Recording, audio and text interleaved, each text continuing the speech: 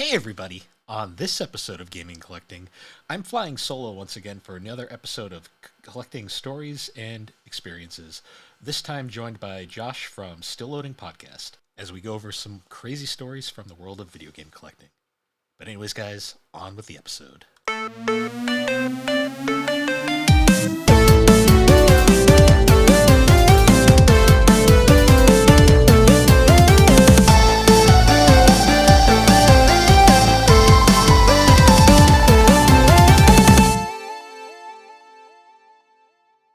So, hey everybody, welcome to Gaming and Collecting. Unfortunately, no Alex this week. She's going through a bit of a rough spot right now, but Krobus mix Alex. that's her boy. Krobus sad. But in the meantime, we have a returning guest to the show. We have Josh from Still Loading. How you doing, Josh? Just gonna ignore Krobus over here. This man just weeping in the corner. That is my favorite. So sad. That is, to this day, one of my favorite quotes from this entire show. Is where we bring up Krobus and you're like, I hate that guy down there. And she's just like, don't diss my boy, Krobus. That episode is still one of my favorite things I've ever recorded. Oh, Kroby. Then I'm yes, it is me, Josh from the Still Loading Podcast. Thanks for having me on again, Bill. Sorry, I derailed it immediately. I'm filling in Alex's chaotic energy today. No, no worries at all. It's been a bit since you were last on. I think the last episode was. So I was joking. I have a list of my first 200 episodes on the wall here. It might have been the Stardew one. No, I no, did, no, it was a recap of Retro World Expo. Yep, the Retro World episode. That was almost 2 years ago. Yeah, damn. Episode 138. And this is 224. Well, if I get a panel at Retro World, you'll be seeing my face again in person. And we'll have to, if that happens, we'll have to see if we can do another recording in person. Because like, when else are we going to get to do that, right? Yeah. And I have a basement now, so it's like a perfect place to do it. Yep, not in a hotel room. Yeah. Hey, Bill, we've met for the first time. Come into my hotel room, young sir. I think the crazy revolving door was my favorite part. That being an automated revolving door was a choice for that hotel. Yeah. But anyway, I'm happy to be back. Happy to be back on Gaming Collecting. It's been a while. It has. No, it's been good. It's good to have you on. Because we've done honestly a few. I think I've been on your show more in the last year than I think I've at least been like 3 times now that I think about it. There's an episode coming out because I believe this will be coming out before that episode. You'll be on an episode on the original Infamous game that is coming out in a couple weeks. You were on not Superstar Saga, sorry, Partners in Time, Mario and Luigi Partners in Time earlier this year for Mario Month. Were you on before that? I don't think you were on the DS episode. That was in November, but yes, that is still kind of within a calendar year essentially of that. Yeah, you were on the DS episode back in November. So yeah, that is kind of crazy now that I think about it. I'll have to see if there's any others from that. Oh, you were on the 10th anniversary episode that's as true. Well, like for a little 10-minute shtick, 10-minute segment. And I think that might have been it from 2024, I think. But still, that's like 4 appearances in less than a calendar year. That's pretty good. That's crazy. Because I don't even realize it at the time. Because I mean, I've been trying to get you back on GNC. We've just kind of been through a spell of like episodes where we haven't really been doing guests for the most part. But I've been wanting to do another collecting stories, so I figured now was the time. Because I was sitting. I think this week I just kind of like it kind of hit me. I'm like, I haven't done one of those in forever. I should ask Josh, see if he's down. And I'm always down to. I'm not as much of a collector as I used to be in the sense that I don't actively go out hunting very much at all, but mainly just due to budget stuff and also a little bit of space, but more budget than anything. And because of that, I haven't had any fun stories recently, but I do have some collecting stories of finds and stuff like that and whatnot. Because It's actually kind of funny because I have also slowed down significantly in the last couple of years. Ironically, both of us are in the same boat. We both bought houses, so it kind of puts a Yep. hold on collecting like that. Even though I'm still a crazy kleptomaniac when it comes to this stuff. For me, it was mainly just having a kid who was like, I just can't. I genuinely should not spend money on some of this stuff. But I like this year alone, I've actually like, it's always weird. Like I say, I'm going to cut down on collecting, and I do. Like I'm not going out like searching for stuff nearly as much as I used to. But like I got a PS5 last year, Mhm. and I got a handful of games for Christmas for it. But like this year, I've already gotten like one, two, three, maybe four games for the PS5 this year, which considering that they're kind of pricey. Like that's Yeah, yeah, like that's I mean that's not like a I'm going out every weekend and hunting and whatnot, but I still buy games, and I still buy some retro games. I have I'll save it for when we get to some of the stories, but I have two mystery NES cartridges that I can oh talk nice, about that I recently picked up. So yeah, nice. It's interesting because like speaking of like game prices and stuff, like obviously like we just had the Switch 2 announcement and all the amazing thing about that press conference was it went from people being really happy to really mad really fast, very fast. Yeah, which I was like, geez. But yeah, when I saw pricing for games, we're looking at $70 to $80. I've been like kind of contemplating. I'm like, if I'm going to be paying almost $100 per game, I might as well collect retro games because I just have more fun doing that anyways these days. exactly. And I don't have necessarily an issue with the upping of the price. Like if you think about it, like games up until basically the last like 2 years stayed at $60 for like 15 to 20 years, right? Like Mm. new games were consistent at $60. That's insane. I can't think of anything that has stayed consistent at pricing for like over a decade, like that level of consistency. Like gas prices for the most part have actually like if you go back to like the mid 2000s, people are complaining about gas prices, justifiably so. They were like $3 a gallon, but now they're still kind of like $3 a gallon, depending on where you live. Obviously, like Yeah. some states are five, some states are less. But anyway, I don't have as much of an issue with the price changes. I have more of an issue with what they were charging for Mario Kart World, where I'm like, it's $90, 90. You better fucking give me like a shitload of content for that. Like you better give me Mario Kart 8 and more, right? Like you cannot sell me something for $90 and just it, and the game doesn't look half-assed. Like it looks like a really like robust game that they really went all out on, but it almost seems to me like they're going back to like premium pricing, kind of like how like on the Super Nintendo, we like kind of look behind me, the two posters, you have Secret of Mana and Chrono Trigger.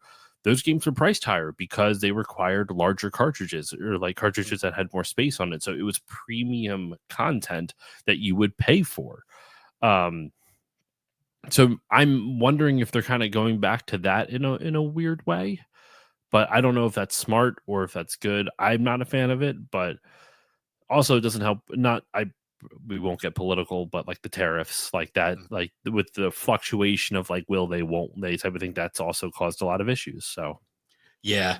Like for me, the biggest thing is like when I see like 90, it's like we're that close to 100. And like, there's just I something mean, about that triple digit number that kind of yeah, like, it puts me off to like buying new games.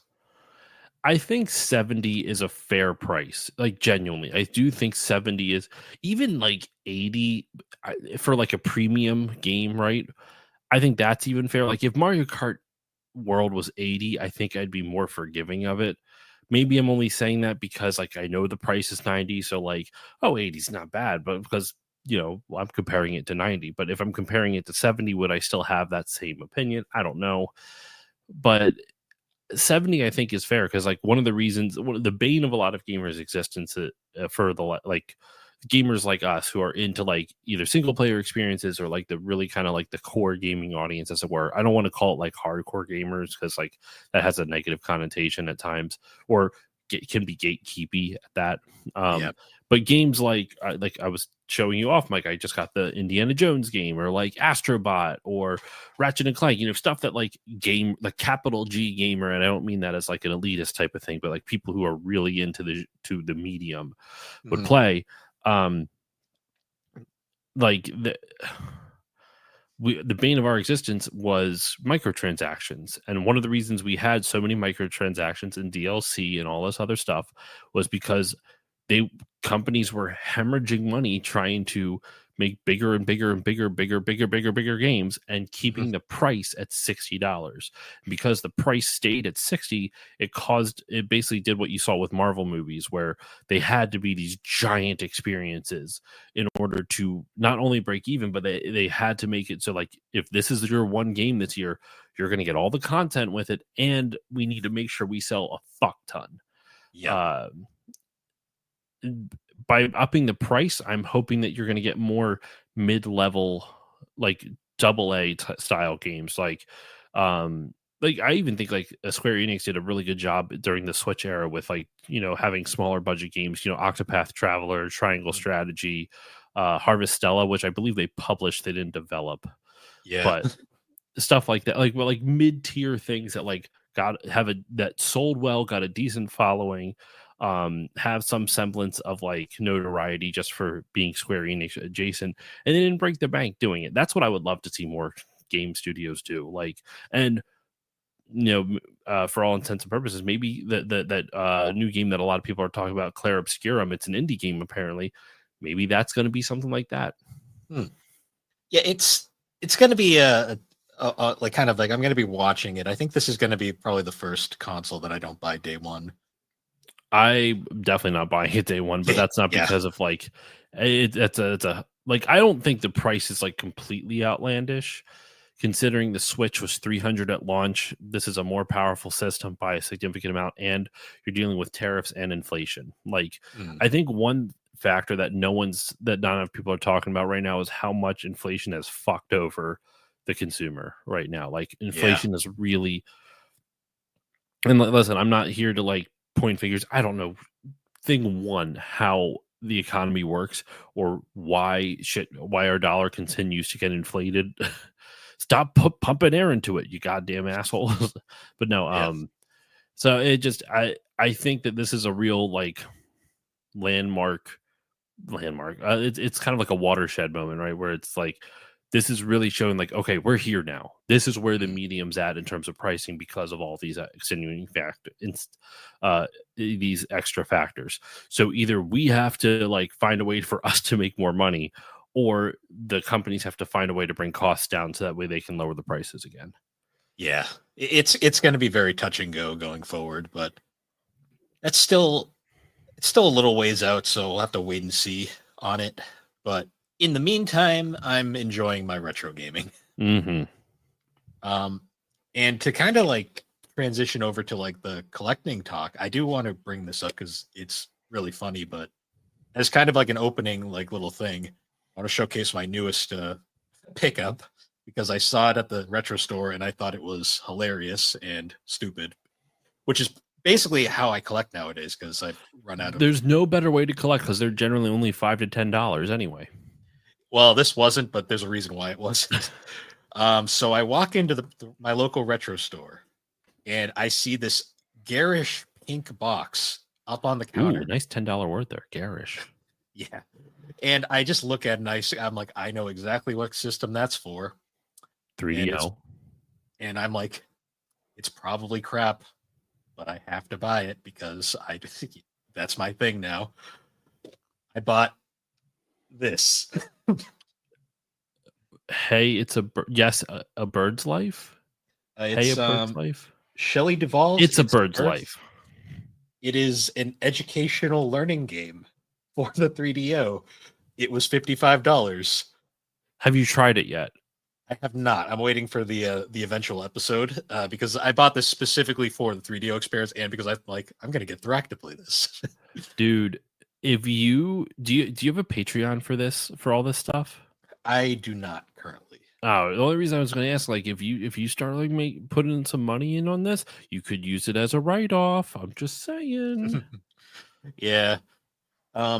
It was just one of those funny things though, where I walked into the store and I'm like, "Can I look at that?" Like, it just pointing to it, and the guy just kind of gives me this look, like he's like, "Sure." He hands it to me, and he's like, "I'm like, okay, I'll take it." He just looks at me. He's like, "Are you sure, sir?" And I'm just like, "You wouldn't understand. It's a 3DO thing."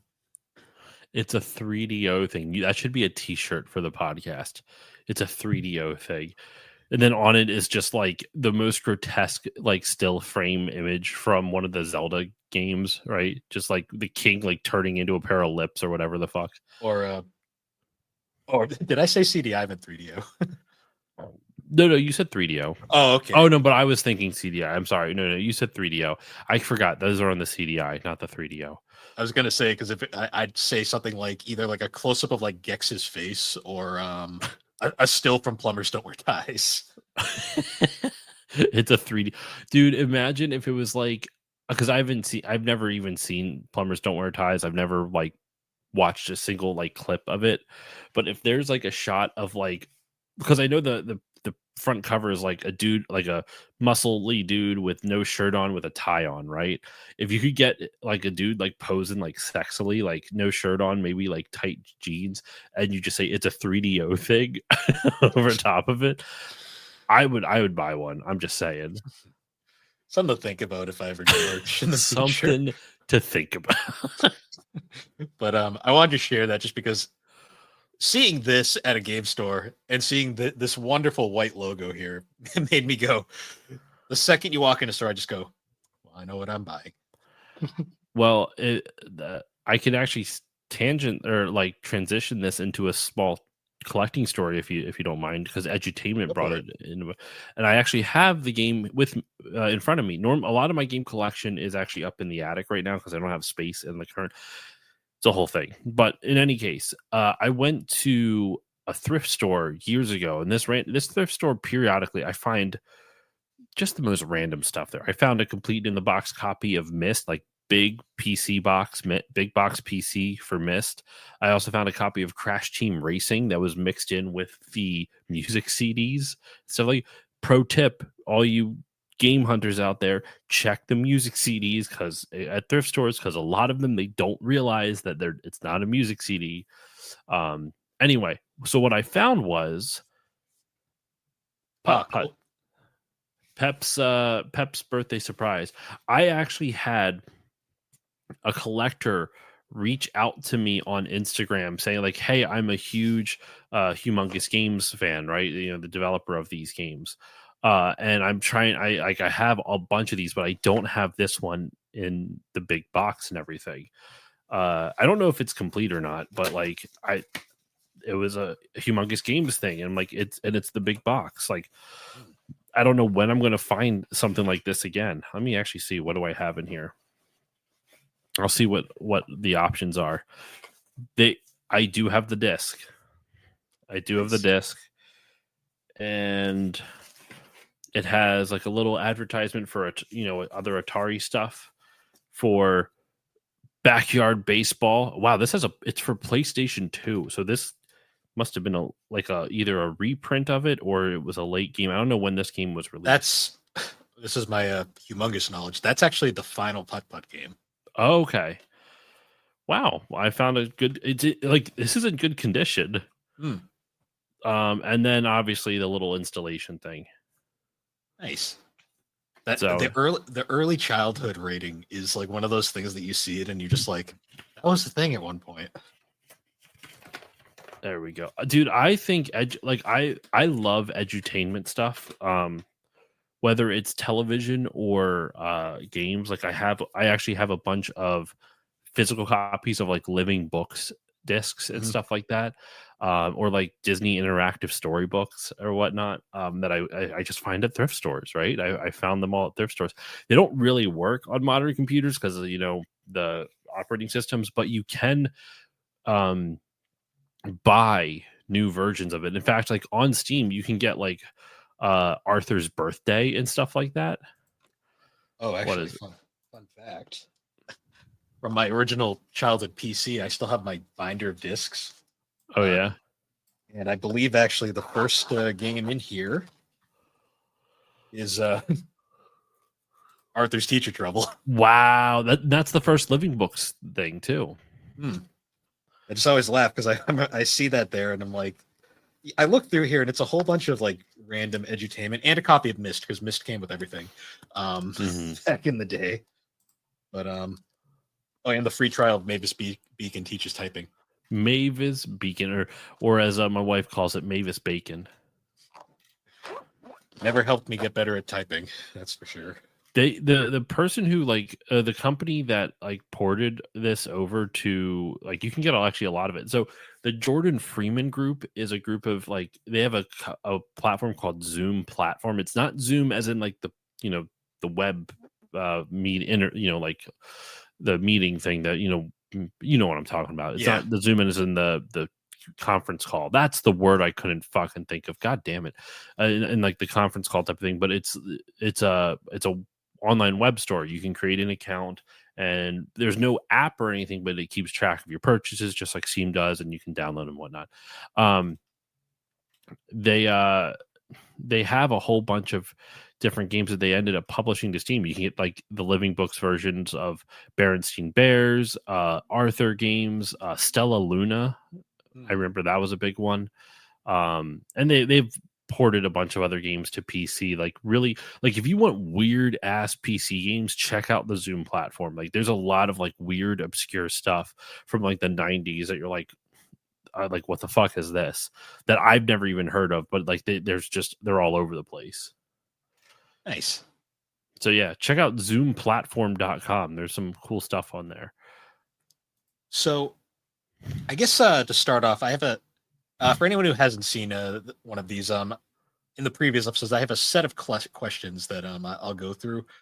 They'll probably kind of a change from here or there because I think some of them are actually kind of redundant now that I relook at them. But the first question I always like to ask is just like, how did you get into collecting? Like what year and like what was kind of like the catalyst of it? Year I don't really remember, but I can tell you a little bit of the catalyst of it. There's two parts to this.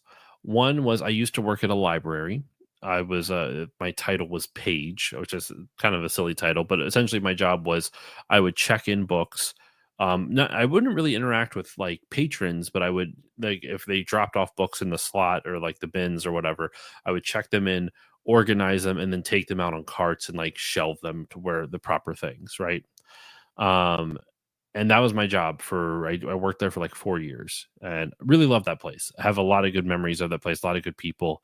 And even though I didn't read all that much, still don't read as much as I probably should, it did give me a love for like what the library stands for and like the community aspect around it. So I love that place. They had a used book sale usually twice a month. And I remember like periodically we would have to bring the donations for the used book sale back to the used book sale room. And the used book sale room is just a mess. Like it's not organized in the slightest. No one gives a fuck about it.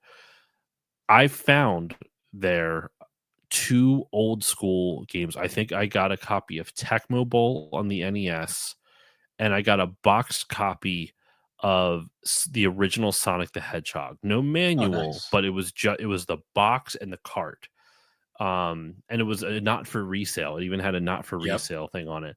And I think I spent $1 on both of them total, like $1 between both of them. So it was like 50 cents each. And I remember I'm like, well, I like games. I like Sonic. Sure. I didn't even have a Genesis at the time. I just bought it because it was $1. I was like, fuck it. So that was like one of my first like collecting purchase. But before I really realized I was into collecting games. The second thing, which I think a lot of people could even relate to, is AVGN. I was really big into AVGN in the late aughts and the early 2010s, right?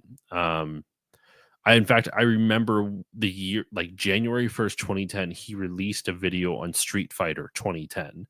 And I remember that video vividly because that was like the height of my AVGN fandom. But AVGN, for everything that like I'm not too big on his stuff now. It's not even anything personal. Like I don't have anything against the guy. It's just I've changed. Like my sense of humor has changed. I'm not going to say it's matured or gotten like more erudite or better. It's just, just the same things that made me laugh back then just don't make me laugh now. But what I loved about AVGN, especially early AVGN, was that it was mostly comedy, obviously, but also it was a little informative. Like, I think there was a bizarre amount of like learning about game history from his old stuff that, like, now it doesn't feel like that anymore because there's so many people in the space of like talking about game history, whether it's the gaming historian, whether it's what the Video Game History Foundation does, whether it's hell, even Brutal Moose, even though he doesn't really do like game stuff as much anymore, but he did a lot of PC stuff, Scott the Woz is a big one. Scott the Woz is a really good one. I love Scott the Woz. Before he was disgraced, the completionist. Before all that stuff happened, Nitro Rad is another big one that I watch nowadays. I never even heard of Nitro Rad, but even if I go down my subscriptions on YouTube, right? You have My Life in Gaming, Rewind Arcade, Gaming Historian, like I already mentioned, Game Grumps, even to an extent, even though it's mostly comedy. Aaron does know his shit, and he's a very smart individual. So, Stop Skeletons from Fighting, that's another Classic. one. I love Derek. Lazy Game Reviews is another fun one. Lazy Game Reviews, yep. Adam Koralik, MinMax. This is all modern stuff. I'm not talking about people who have been here for a while. I'm just saying in general. I mean, heck, Retroware, Pat the NES Punk. How could I forget? I like Pat's stuff. You ever see the Video Game Years? Oh yeah. I love the Video Game Years. I still think they're fantastic. I still think I would love to see them come back. But Pat has said numerous times he doesn't think there's like really an interest for it because what it's parodying, the I love the 80s, I love the 70s, I love the 60s shows, no one knows about those anymore. But I think that series is such a really good, concise way to show an evolution of game culture. I mean, yeah, it's through the American perspective, but I like that, whatever, that is what it is. For me, like the big OG that really got me into it was Classic Game Room. Yeah, Chris from Retro Hangover talks about them a lot too. I never watched Classic Game Room. I never even heard of them. But the thing is, like, AVGN, the point I think I'm trying to make is that AVGN back in like the late aughts and early 2010s, he wasn't the only game in town. He wasn't like the only like retro gaming YouTuber in town, but he was the retro gaming YouTuber in town. He was the one that kickstarted the whole angry reviewer fad, but he was also like the only one that I think really did it well because you could tell it was he was playing a character. Same with Nostalgia Critic. He did it well too. Though I know Nostalgia Critic has had issues since then with like a company and like just not treating employees well, but I don't know, and I don't know how much of that has been changed since then. But I don't think it was ever Doug. I think it was more the people Doug had around him. That's what it seemed like too. But like, I don't know. So, but in any case, so yeah, that's how, like, to bring it back to your question, that's how I kind of got into it. Was AVGN kind of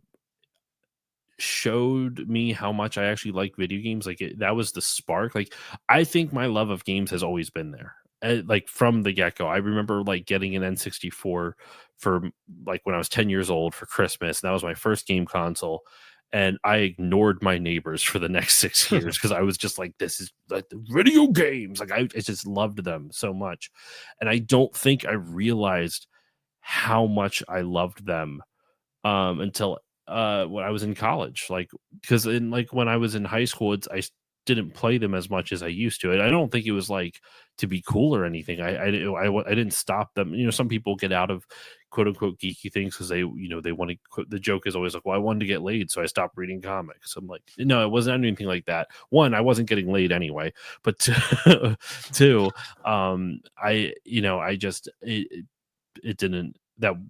I just kind of I ended up socializing more. I became more. I suddenly broke out of my shell and I became a social butterfly during my senior year of high school and into college. And that's kind of like where that all came to be. But then AVGN came around and it kind of reignited my, like, when I started learning about the history of games through him, whether it's like the weird NES, like I remember the NES controller accessory video, the NES accessory video, and you learn about like the rock and roller. I'm like, oh shit, there was motion controls. Like I'm not saying Some they of were good, but like they were motion controls, like attempts at motion controls, or like learning about like the Sega Channel and being like, what there was you could go online on the Sega Genesis, and that's not even the first console to actually do that. The Atari had like an online service. I think it might have been called I don't think it was OnLive. It was something else. But you could connect your Atari to like your phone line and download games to it. Like this is like in the 80s and shit. Like it's wild. Like that shit existed. And so AVGN sparked that. And then from there, I wanted to experience these games. And I didn't have a Wii at the time. And I didn't understand. Like I tried emulators and I hated emulators. Like I don't have any issue. Like this is not an anti-emulation thing. I'm all for it. Because fuck the corporations and all that shit. But like yeah. also they're the only ones actually preserving games because Uh-huh. corporations sure as shit ain't doing it. Um, in any case, that is a whole nother discussion. I'll spare you that's a whole nother discussion we could have. But it was honestly the input delay. It was hard for me to play the games that I wanted to play because if you hit jump on a keyboard, it just doesn't feel the same as holding a controller in your hand. And I didn't have a way to hook up a controller to my PC at the time. I didn't understand all that. I had to buy like I remember at one point in time you could do it with a 360 controller, but you had to buy a special cord to do it. And yeah, and even then, if you bought the special cord, like you had to map it and hope that the emulator Yep. supported it. Now it's all built in. Now it's like I can plug in my PS4 controller, and almost every emulator that's out now, you can just map it to whatever you want, map the buttons to what you need to be. But back then, I couldn't do it. I actually bought one of these specifically for it, just an old wired Xbox 360 controller, because these are hard to find now. Yeah. Oh yeah, you had to buy a wired one. See, I had a USB thing too. It was for a battery charger though. Like you could connect it to you could charge the battery through it, and that didn't work. It had to be wired, and I didn't have a wired 360 controller, so I didn't really have any way to play it on emulation. So I was like, well, I like how these cartridges look. Like it's aesthetically pleasing to me. Why don't I start collecting? And that's when it just kind of spiraled out of control from there. I just started collecting and I never really looked back. And now I have well over 1,000 games in my collection, which that's nothing compared to you and to a lot of other people. I think I'm probably closer to 1,500 now if I actually had to count them all. But I haven't done a running tally in so long, so I don't really know. I think when I eventually fully set up my office, because you mentioned before we both moved somewhat recently. Only reason this office isn't set up is my wife and I eventually want to have another kid, and I don't want to set this whole thing up and then have to tear it down to make room for Junior or the kid or whatever. So I and then when I do that, I have to renovate the attic and like put drywall in and insulation and find an AC unit and all this other shit. So I don't want to deal with any of that shit. So I'm right now, a lot of the stuff is upstairs because of that. So yeah. For me, it was kind of like I had said, like Classic Game Room was like the big catalyst for me. The absolute like thing that really did it was 2009. I've said it in the past, but I discovered the Sega Dreamcast, which is interesting because I was technically alive when it came out, but I was too young to really remember it. So when I rediscovered that Sega made consoles, because I lived in that like bubble that I didn't realize Sega made consoles for a long time. I found the Dreamcast, and something about the Dreamcast has always been like, it's like that little console that, despite being a colossal failure, I don't think anybody says anything bad about it. Like it is like, it's probably the most beloved failed console there is. Yeah, and even then, it's not like it's crazy that it sold well during when it first came out. Like the first like week or month or whatever, it was like gangbusters. Like Sega was like, "We're back, baby, we got it."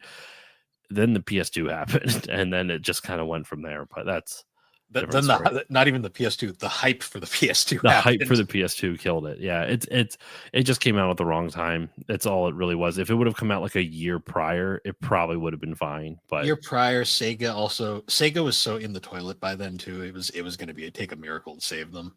yeah, I mean, I think was it? I don't know if you were on the episode for it. Did you hear about how Sega survived all that?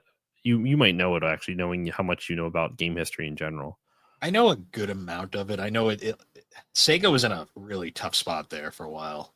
I'd have to double check exactly, but because it's been a minute since I talked about it on my show. I don't even remember which episode, but Sega was in debt to a lot of different places, and one of the people they were in debt to died, and in his will, he basically like loaned them the money they needed to stay afloat, and then just forgave it. Like, didn't he's like, no, that's basically just said like, well, I'll loan you this, and then just you don't have to pay it back. It's fine.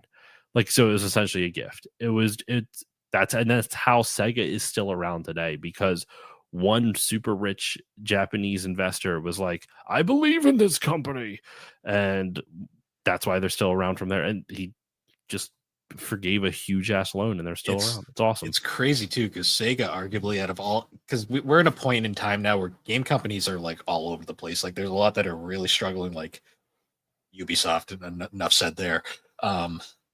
But then like you look at Sega. Sega is like one of the healthiest game companies I think there is right now. Like they're killing it with their game releases. Like Yakuza is like killing it. Sonic's actually good again.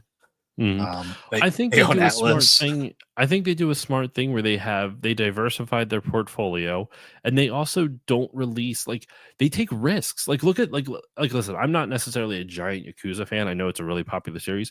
They did a fucking pirate Yakuza game, right? Like that's the newest one that just came out, right? Somewhat recently, like less than a year ago or so. I don't even know exactly when, but like that's a risk. That's a swing.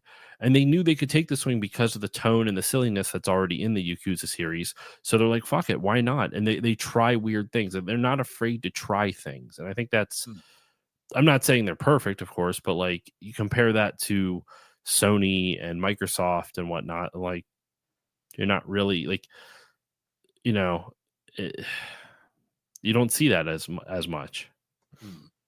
Now, Sony and Microsoft are kind of going through an identity crisis right now. Yeah.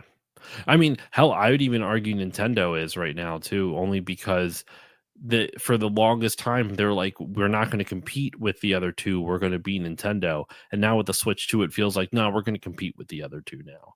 And it's like, no, like you've won because you've carved out a niche that is so different from the other AAA. Like there's AAA studios, and then there's Nintendo, who is AAA, but they're Nintendo. Like they're different. They're weird. They try weird things. And I'm happy the Switch 2, excuse me, isn't some like radical overhaul or something completely different. But like the old Nintendo would not be charging you for their fucking tech demo game. Yeah. Yeah. Like Sony didn't even charge that for you with their PS5, and the PS4 was a huge success for them. So like the PS4 was a huge success. If anything, they would have been a little bit hubristic, or what, if that's even a word, had some hubris and then decided to charge. But no, they gave you Astro's Playroom for free. Also, Astro's Playroom is a game. The Switch thing is is a glorified manual. Yeah, that's at least that's what it seems like. Yeah. Based off what we've seen. It doesn't look like it. Like, why would you make someone pay for a fucking manual? Like, Astro's Playroom is a full game. It's a manual disguised as a game. This is a game disguised as a manual. Yeah. And Nintendo is such a weird company. They're like constantly are like stuck in 1995, but every now and then they'll have like this moment of brilliance. Like, I think it's really charming when like they can be so confident about announcing basically they announced that they created Discord. Being so confident about it, and everyone being like, yeah, we've had that for years, Nintendo. It's at least on the console now, which is nice. But it's weird because then they'll do like things where they didn't have to do. Like they released that Paul Rudd commercial where they did it like almost shot for shot with the exact same costume and everything. Like it's shit like that. I'm like, you know your audience surprisingly well, but you still do other shit that like doesn't make. They're such a weird they know their company. audience, but they also simultaneously hate their audience at the same time with some of their decisions they make. You know what? I can't blame them because I've seen Nintendo fans online and they're fucking crazy. Well, yeah, they're crazy. Yep. Yeah. But anyways, moving on. So question number 2 is this one is what's one of like the craziest like collecting like memory / story you have? Like say for me, like my example would usually be like when the Vita went out of was discontinued, I went on a day-long road trip across Massachusetts to every GameStop I could find. I remember the story. Yeah. To clear out their Vita sections, like something like that. There's it's like absurd, but like it's kind of memorable at the same time. Okay, so you're looking for absurd, not necessarily like the best find I've had, but just like the most ridiculous, like in terms of just like the story behind it. So I'm trying to think. I went game hunting one time, like yard sale game hunting. Like I'm not talking just going to retro stores. I mean, like I was driving around. I was yard selling. And I went with my buddy. His name is also Josh. He's from a YouTube channel called Firespin Gaming. And he did a lot of like, he would, have like he bought a pair of glasses that had like a camera hidden in it so he could take like video and whatnot. And it would just be him filming him him finding stuff at yard sales. Right. And we went hunting one time together. He took me hunting. He showed me kind of how he did it. Like we got up like, I drove really fucking far away. I woke up at like 5 a.m., drove like an hour away because that's where he lived. And we went game hunting. And it was funny because we had met like one other time prior at like a swap meet. And he had a booth there. And it was funny because I recognized him from Instagram. I'm like, oh shit, you follow me on Instagram. He goes, what? Or no, he's like, I listened to your podcast. I'm like, what? That's crazy. It was one of the first times someone like in the wild said I listened to your podcast. It was cool.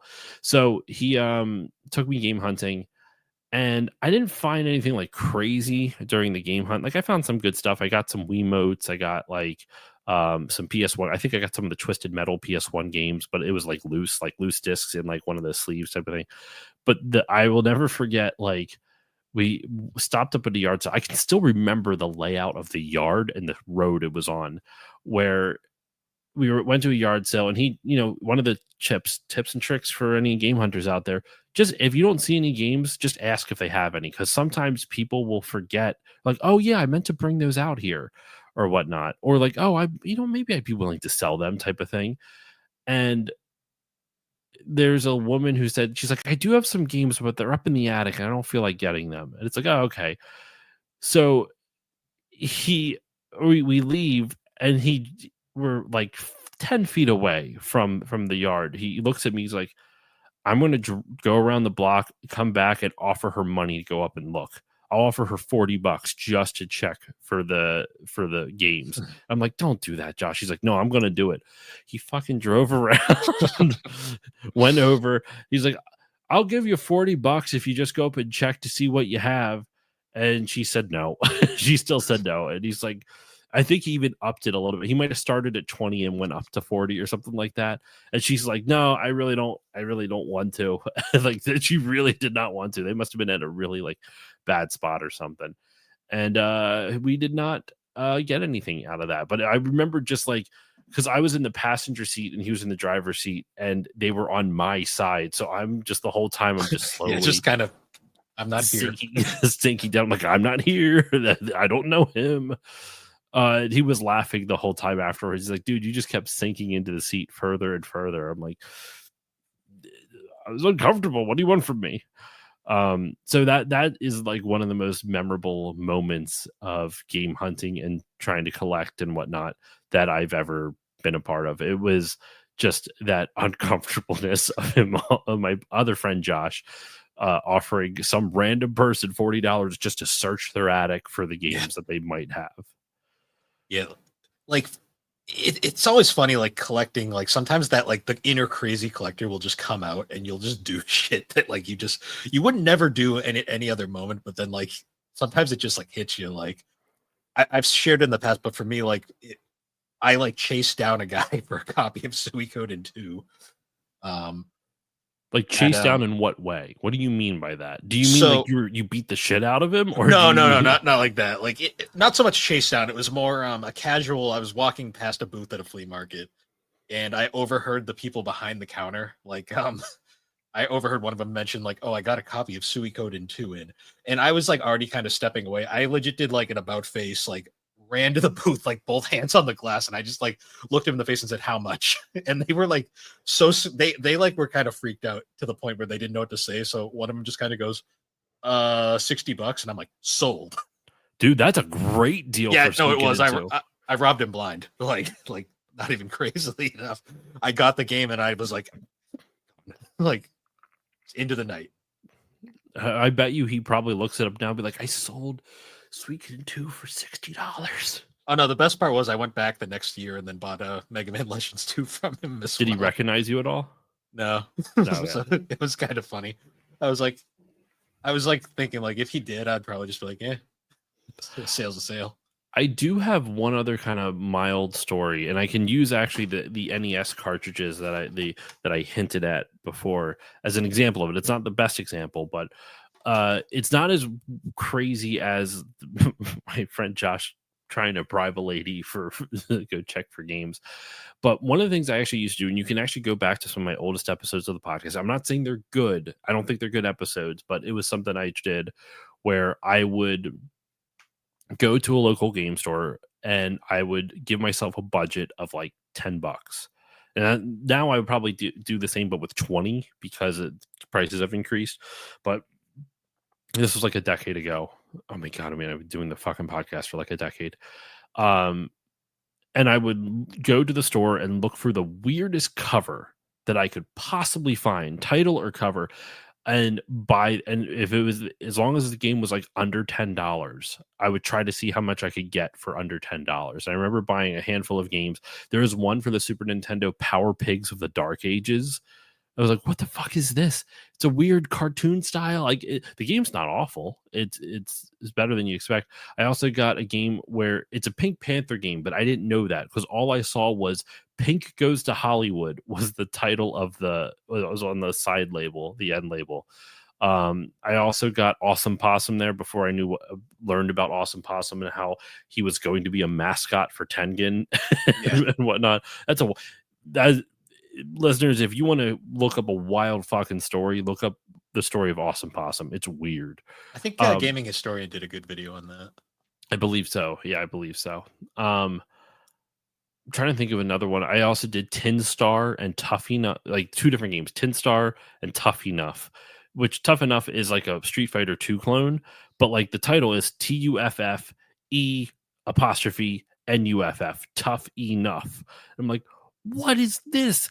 It looks like a dude going Super Saiyan on the cover, and it's like with short hair. It's wild. And so I would do like these like $10 like random game things, and I would do I actually did a couple episodes on them. I would like buy them that was kind of the gimmick. Like I would go to the store, bring it home, play it, and then record a podcast about it.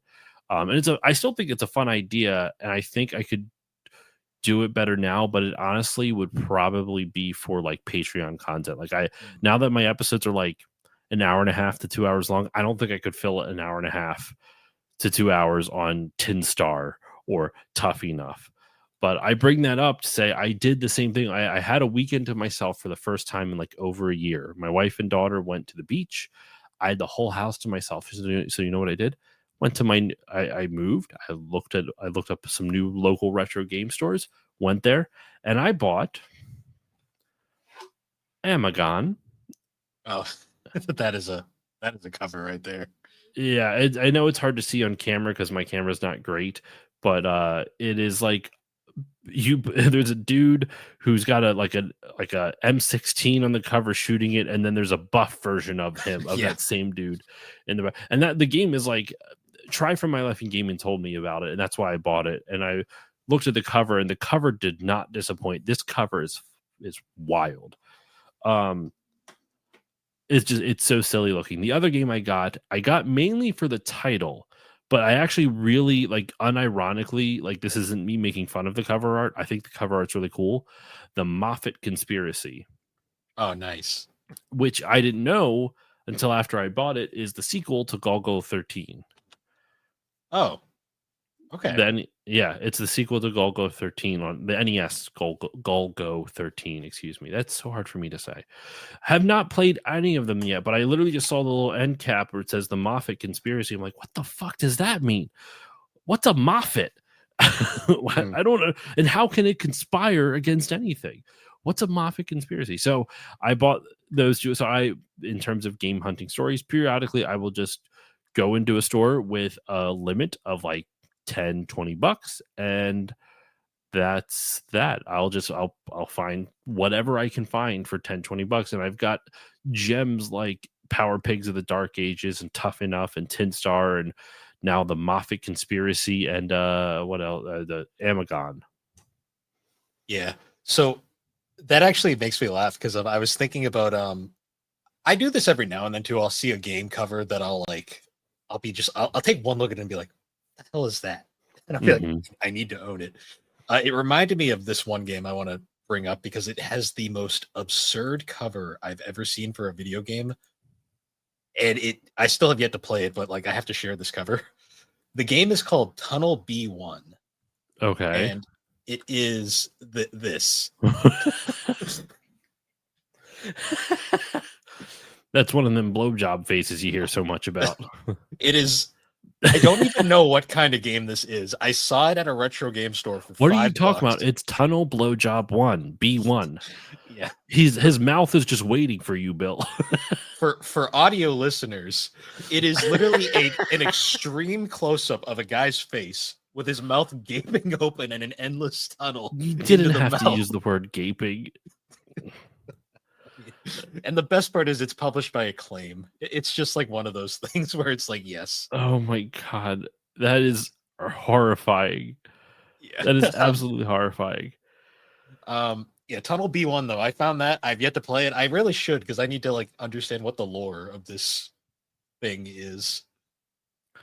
I also got a game called Circus Caper on the NES just because it's got like a weird like dude in a mask and he's mustachioed swinging on a trapeze. I don't think I can top that. That face mouth that's terrifying. Yeah. Like another one that's fun too was so I had found one of my my favorite like dumb kind of like styles of games I like to collect is I really like to collect obscure racing games. Mm-hmm. And the one that I had come across was this game called ATV Racer for the PS1. And when I picked it up, I first thought like, oh, you know, it must be like a racing game, you like kind of like ATV Off-Road Fury. Well, I pulled it out of the case and I saw the cover art and I was presented with this. Just like I was like, oh, that's not what I was expecting in the slightest. For the listeners at home who aren't seeing the video version of this, it is basically anthropomorphic like cat, like almost like a lynx or like a bobcat, or it's not like a cheetah or a lion or anything like that. It's very kind of like bobcatish, driving an ATV chased by I can't tell from that. It looks like a raccoon. Yeah, with like fox ears though. Yeah, literally when I pulled it out, my first reaction was, "Oh, it's Furry Racer," and I just kind of, I put it back and then I pulled it back. I was like, "I'm buying this. I need it." That is like talk about a 0 to 100 moment. We're like, this is going to be a boring ass racing game. Excuse me. So I have actually played that one. It's not good. Oh, it's not good. Okay. It's not good at all. But it was just one of those things where I was like, this is a thing, and I need it in my collection. I love weird stuff like that, man. It's why I have, we were talking about edutainment earlier. I have a copy of complete in box with a handful of games, also complete in box of Sega Pico. I have a Sega Pico complete in box, and it's just like now those things are crazy expensive. Oh yeah. I bought that complete in box with like 6 games complete in box for $80. Hmm. Which now I don't even like. I've seen like the Sonic the Hedgehog game alone for that thing is like over 100 at least, Oh maybe yeah. 200 now. I don't know what the price of, because I'm once again I'm kind of out of the loop on collecting in terms of pricing. But I remember like I was like, man, I want to get like the Magic School Bus game for that thing, and I think that's still only 20, but maybe it's probably risen since then. But like the Sonic game is like crazy expensive. Sonic game, okay, loose price for the Sonic the Hedgehog's game world for the Sega Pico is $73 for it loose. If you want it complete, you're at 138. That is actually fairly reasonable because last time I looked, it was $300 and it peaked around 300 in like January of 2023. Gotcha. It has since come back down and it's been remaining pretty consistently steady at around this price between 125 and 140. Hmm. That's fun. Yeah, the Pico is such a weird like piece of history. Like it's really cool for the time, but I just don't think that would work nowadays. I don't know, man. I still think it's really cool. Echo the Dolphin, $66. What's the most valuable CIB one? It's Sonic's Game World. The Sonic Game World is more valuable complete in box than a Pico is complete in box. Yeah. Let that sink in. Tails the Music Maker is 90 complete in box. Whoa, Richard Scarry's Huckle and Lily's Busiest Day Ever is 87 complete in box. I think that's mainly just because that game came bundled with a lot of them. So if you kind of like, Super Mario World in a box is like kind of rare because they almost always came loose with the system. So if you find like a boxed version of it, it's a lot harder to find. You know what I mean? Hmm. So, So okay. Anyway, sorry. I'm yeah, good. no worries. So for the next question, what would you say is like your biggest like kind of like collecting score? Like you went out not expecting anything and you struck gold. Like for me to this day, like my biggest one I've ever had is I went yard sailing and saw a stack of VHS tapes. And in the VHS tapes, there was a complete emboxed Knuckles Chaotix for the 32X just sitting there. And I remember, cause I didn't even have a 32X at the time. I was just walking by and I looked over and I'm like, Sega, 32X, Sonic. Sega. And I pull it out of the VHS tapes. And I just asked the lady running it, and she was like, she kind of looked at it and just went, $5. And I was like, yes, please. That game's like, God, it has to be like in the hundreds now, I believe. Okay, yeah, Probably. Knuckles Chaotix complete in box currently goes for 318. So Let me see. So I have my Game Eye app open, which is not, I don't have all my games added into it, but it still is like a pretty good, like barometer for like if you want to. There we go. Let me change the price. I can see what I have. Okay, I have a handful here. So I have two stories that come to mind. Holy okay. shit, some of these are still worth a fuck ton. Wow. Um, so I worked with a woman named Monica at my old job, or not my old job, my current job, but this is like years ago. She's no longer with the company. She like easily like 15 years older than me. Like she was middle aged. I was like in my mid 20s, right? And she knew I liked video games, and she's like, "Well, I have a whole bunch that I want to get rid of."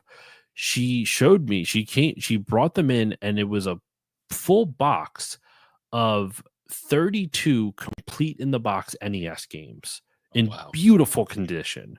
And I was looking at them, and like there's games I didn't own yet, like Mario 3, like I had copies of Mario 3 and Mario 2, but not boxed because I'm a collector on a budget. Like I'm a budget collector. I don't really splurge for the big items unless it's a game I'm like, oh, I need to have this.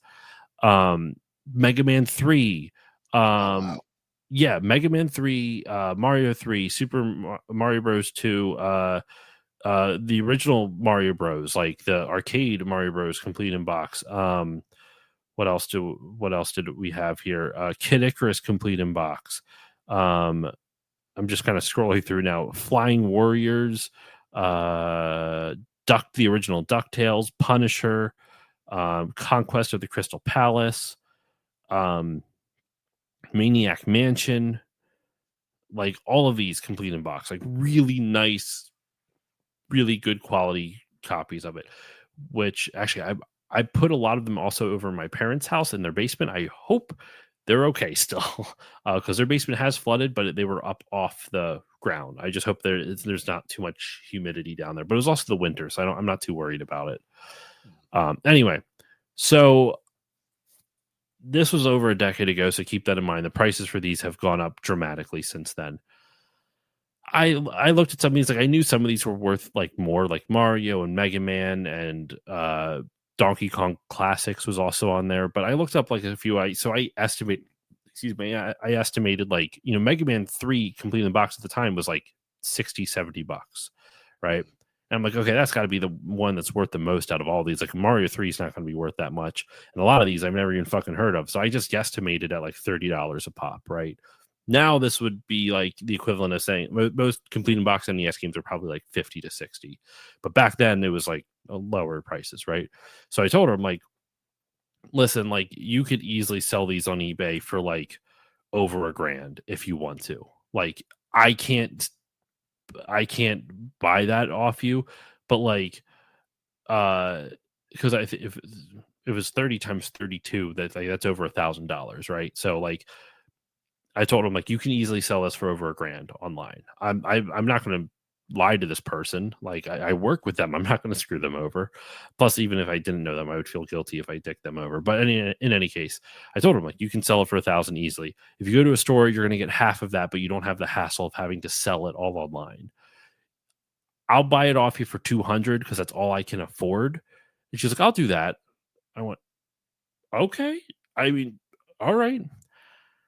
One of the games, and I had no idea it was worth this at the time, was called Special Cybernetic Attack Team, also known as SCAT, complete in box for the NES.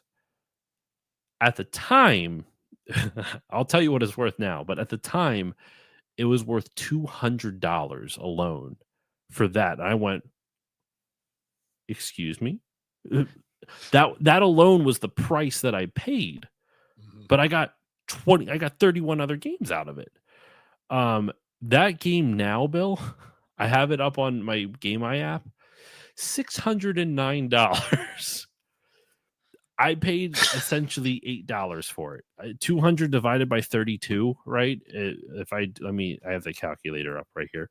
Let's do that. 200 divided by 32, $6.25. I paid $6.25 for that, and it is worth $609. So in my collection currently, I only own one game that's more valuable than that. I think you've told me what it was too. I forget what it is though. Panzer Dragoon Saga. Yeah. Yeah, that's just kind of like the default answer for most people's collections these days. The other big score that I bought years ago off of eBay. I'm hoping they're not fakes because it's Pokemon, right? I did open it up and look at the board, and the board looks legit, and like the serial numbers or whatever match, like the little SM number and SM whatever it is, that all matched. So I'm pretty sure they're legit. I'm gonna have to take them to a friend, maybe like who knows this shit, to be like, hey, can you verify these are legit? Because like the one copy of Pokemon Red that I have, the plastic looks all fucked up. Like it looks like candy colored, almost like candy red, and I'm like, that doesn't seem like legit. In any case, I bought Pokemon Red, Blue, Gold, Silver, and Yellow for $50. Now, to be clear, if you saw that now, that's 100% a scam. These are all loose, mind you, 100% a scam. But I bought this back in like 2013, 2014, right? Pokemon, I mean, they were already like sought after, but nothing to what you see now. So I bought them for like $50 off of eBay, got like 5 games for 50, great deal. Coworker of mine, same job that I work at currently as well, a different coworker. His name is Min. He also has since moved on to a different company. Min's a really nice guy, super cool dude. He's like, he randomly will give me stuff like he finds from his own game things that he just doesn't want anymore. He came in and he's like, hey, I have all of these Pokemon boxes and manuals, but no games. Would you be interested in them? And I go, absolutely. I told him though, once again, like, dude, I don't know what the value of these are, but this shit's worth money. Like, I'm telling you, like, Pokemon holds its value. He's like, I don't care. So he gave them to me. The only game I did not own out of the boxes was Pokemon Crystal. So I bought a copy years ago for $50 for a loose copy of Crystal. So now I have a complete in box version of Pokemon Crystal, which is worth $809 currently. But I also have Pokemon Emerald. And because of that, I now own complete in box versions of Pokemon Crystal, Emerald, Leaf Green, Red, Yellow, Blue, Silver, and Gold. Damn. And like that, the least valuable of that is Pokemon Gold at $256 currently. Yeah, That's I think fucking crazy. I'm pretty sure the loose cartridge for Emerald is like $200 these days. I'm gonna have to find my oh shit, where did it go? Actually, I put all of my Game Boy and Game Boy GBA games into like card sleeves, the plastic sleeves for cards, so I could just put them in a binder and open it up that way. I don't know where they are right now.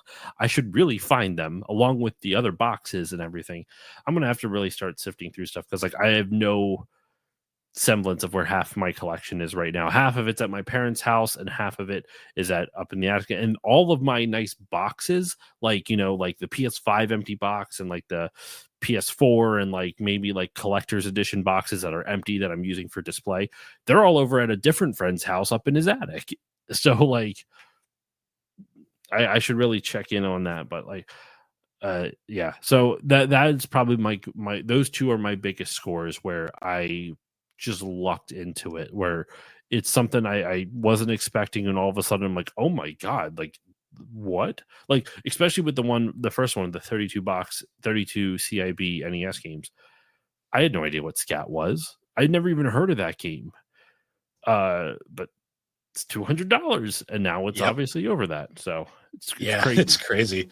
Like that's me with like Persona 2 Eternal Punishment on PlayStation.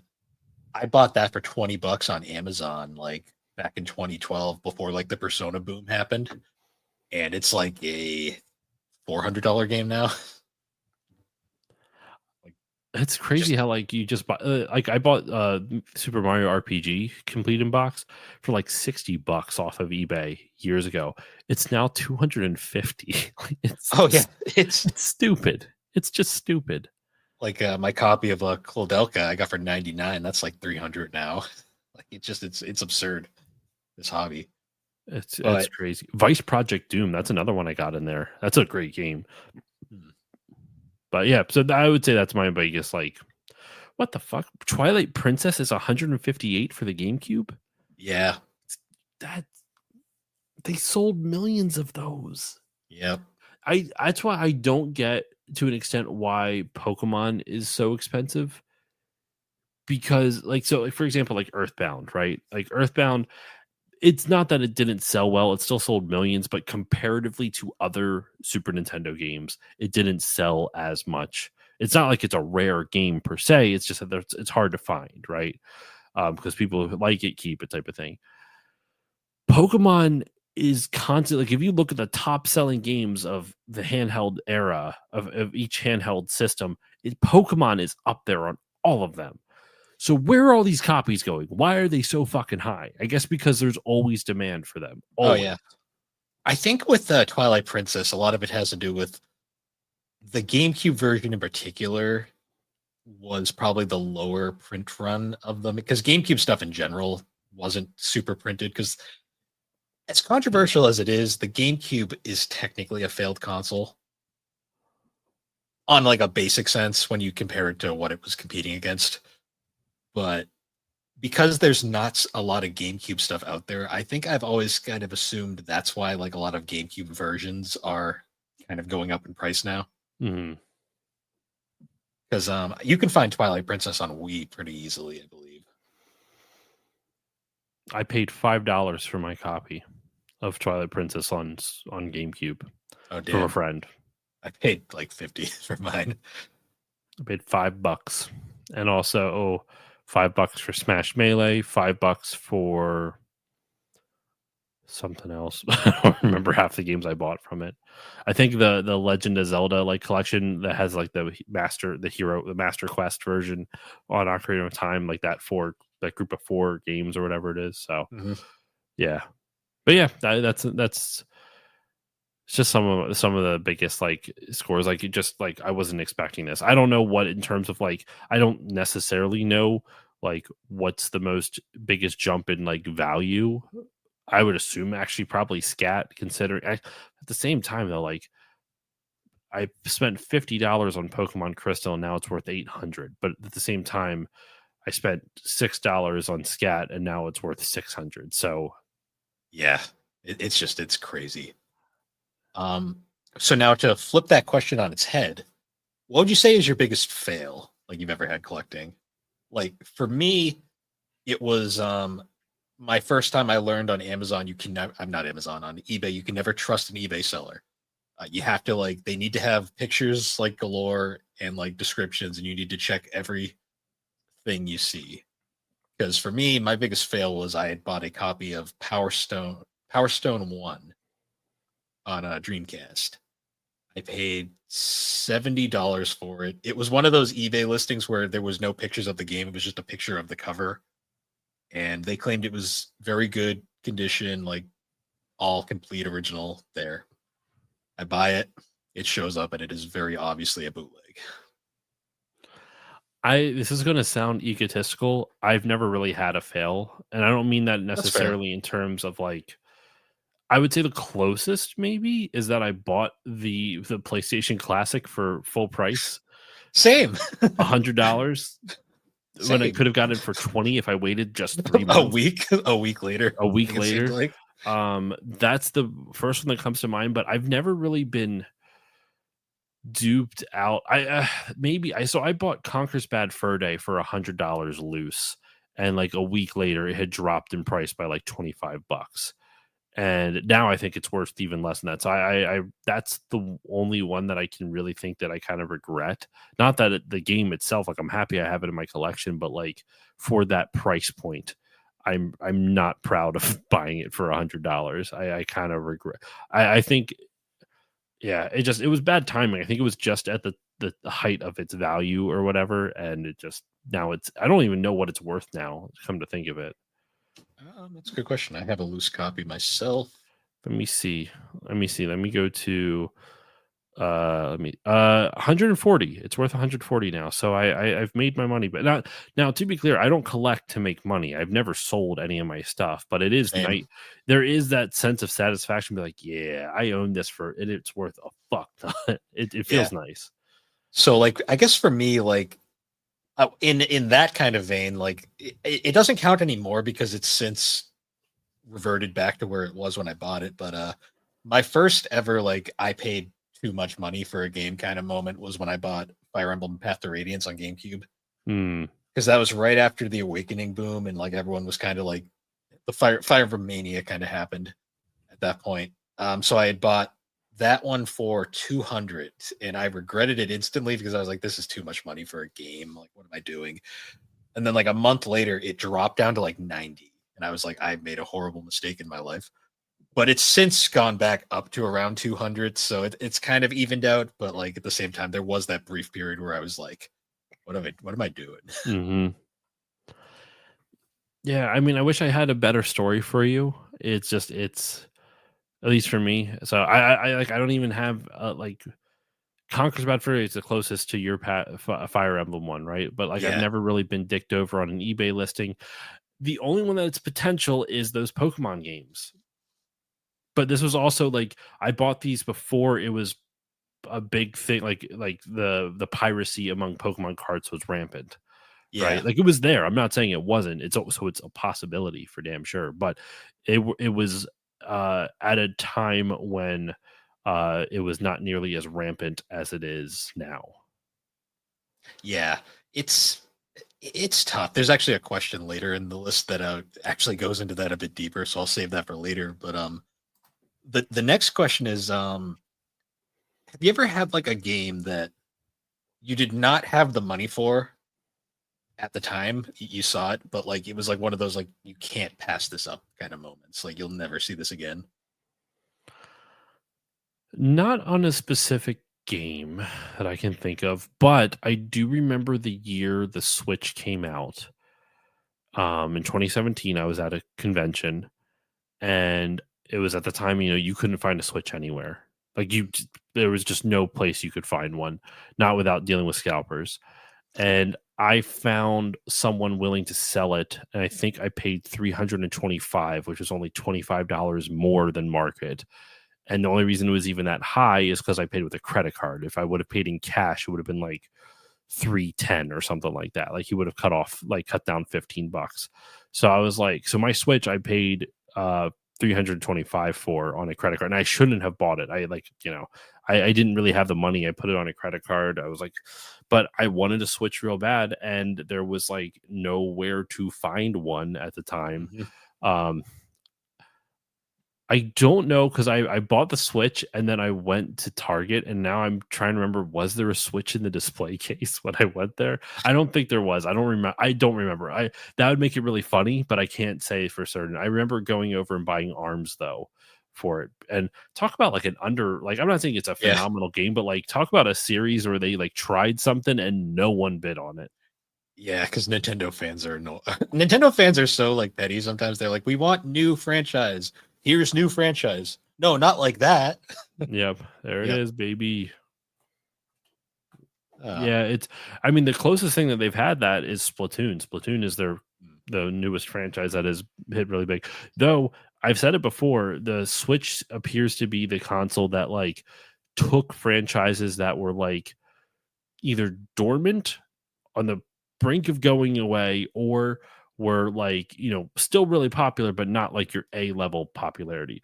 For example, like Kirby's always been popular. I'm not trying to take anything away from the Kirby series, one of the most successful series that Nintendo has, but a lot of them have been relegated to the handhelds, right? yeah.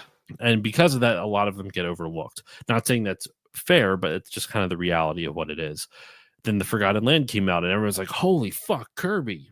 And Kirby was popular again. Animal Crossing, New Horizons. There you go with that. As tragic as the timing was on New Horizons, that game did kind of come out at the perfect time. It came out at the perfect time. Also, look at Metroid. Metroid Dread was pretty successful, all things considered, for them compared to other Metroid games. This was one of their more successful ones. Oh my gosh, there was one that I was just thinking about, and now I can't remember. It was on the tip of my tongue. Pikmin. Pikmin has 3 games in the series, but it never really. Pikmin 4 was big. Pikmin 4 was really big. So it like the Switch has really felt like that system where they like their series that have not gotten enough love finally got some well-deserved love.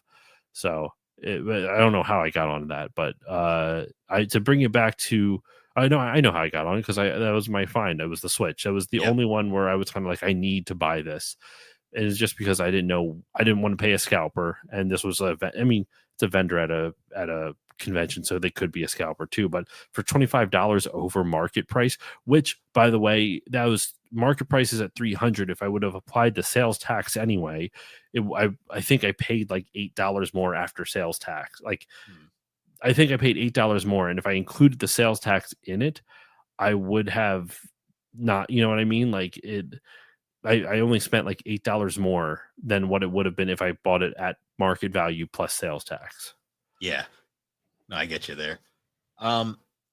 Like for me, like the only times I've ever really had a moment like that, like where I've as I say, broken my budget, because usually when I go collecting, I set a budget that I'll try to stay in. The first one was Popful Mail on the Sega CD. Was that at the Retro World Expo I was at with you? No, so I found Popful Mail at a retro store that no longer exists, but it was when Alex had first moved up here, before I also moved up in this area. We were going to go game hunting, and we went to this one retro store, and I ended up blowing my entire saved funds on the first store we went to, because it was a pristine copy of Popful Mail, and they wanted like 200 for it. Mhm. which was pricey at the time, and I really didn't have the money for. But I knew like that was like one of those like I'll never see this again, and it's now like a $500 game. So Oh, geez. So you got it at a steal. hmm. the That's only other wild.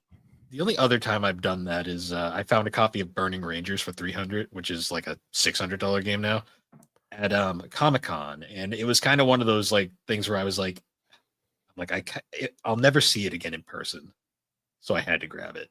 And Is I'm sure you have this question. Is there a question that's going to be coming up where it's a game that you wish you would have bought and then regret that you didn't later on? oh, the let me check real quick because I think like okay, so believe it or not, this is a collection I constantly, every time I do one of these, I always say I need to add that, and I keep forgetting to do it. So I'm going to do it now because if I if I don't do it now, I will forget.